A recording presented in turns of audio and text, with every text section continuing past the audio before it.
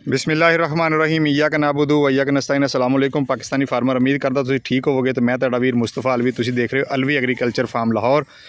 तो एक ऐसी वीडियो अपने YouTube channel Alvi agriculture farm ते ऑलरेडी पाती सीगी जिहड़ी बड़ी लंबी सी। तो हुण मैं फेसबुक वास्ते वीडियो बना रहा मैं कि जिहड़े साडे फेसबुक दे अपना किसान हैगे आ वो भी जिहड़ा वो ये वीडियो वेख के फ़ायदा चुकन।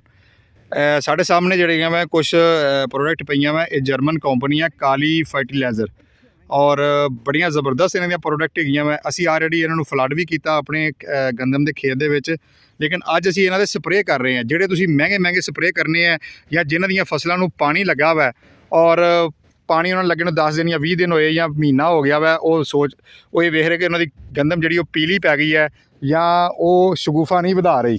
तो वो जोड़ा वै वो स्प्रे करन और किन्ना किन्ना स्प्रे करना वै। ये एक एक तोड़ा जोड़ा वै, एक एक बैग जोड़ा वै वो तुसीं तकरीबन जोड़ा वै 50 एकड़ वास्ते स्प्रे कर सकते जे। तुहाडे सामने सोलो MOP है। MOP की हैगी जिहदे विच 12% जोड़ा वै वो नाइट्रोजन है, 61% फास्फोरस है और जर्मन कंपनी है वो प्रोडक्ट हैगी है। इस तो बाद एप्सोटॉप है। एप्सोटॉप की हैगा जी, ये मैग्नीशियम है 25 kg का बैग।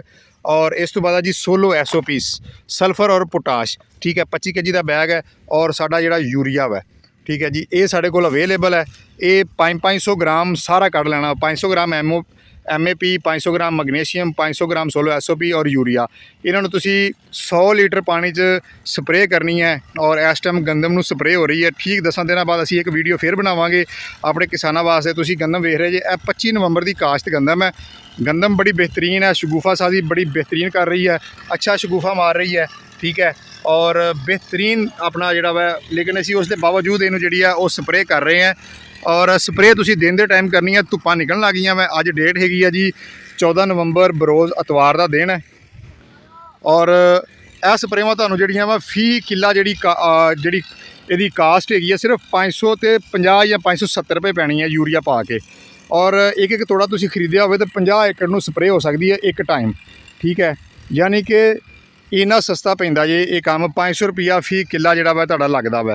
तो मैं किसान वीरों नूं कहांगा कि तुसी भी अगर यह प्रोडक्ट यूज़ करो और फ़ायदा उठाओ और महंगे प्रोडक्ट तो बचो।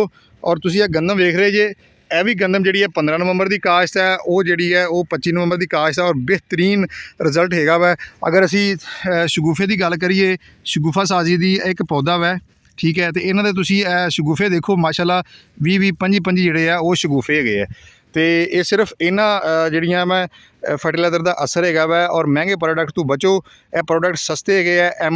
MAP जोड़ा वै तुहानूं 12,000 का मिल जाएगा, सोलो SOP 5,000 का मिल जाएगा, सोलो एप्सोटॉप 5,000 का मिल जाएगा, सोलो SOP जोड़ा वै वो तुहानूं जोड़ा वै ये 8,500 का मिल जाएगा। यूरिया तुहानूं पता ही है 4,000-4,500 का मिल रहा वै। तो तुसी जोड़ा वै वो बहुत घट खर्चा करके अच्छी पैदावार लै सकते जे। यह DAP का मुतबादल है, MAP, यह मैग्नीशियम है, तो यह सल्फर और पोटाश है।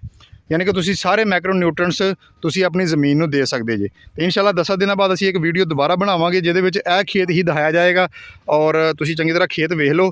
और अज खेत की कंडीशन वेख लो, इनू स्प्रे हो रही है और ठीक जोड़ा वै वो 10 दिन बाद इसी खेत की दोबारा कंडीशन दिखाई जाएगी, क्योंकि खेत है गिला वै। तुहाडे सामने खेत गिला वै, इनू पानी भी नहीं लगना, इनू सिर्फ असीं स्प्रेवां दे नाल जोड़ा वै वो लैके आना वा और स्प्रेवां सिर्फ असीं इहो ही करनियां वै। बहुत शुक्रिया। पाकिस्तान जिंदाबाद, पाकिस्तान किसान जिंदाबाद।